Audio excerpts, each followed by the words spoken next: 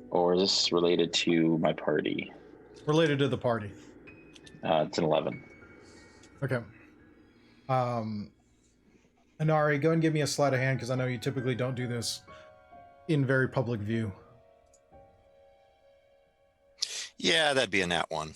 Oh, Ironically, Volkin, as you take the time to sneak out to not raise aware, you notice Anari sitting by a fire.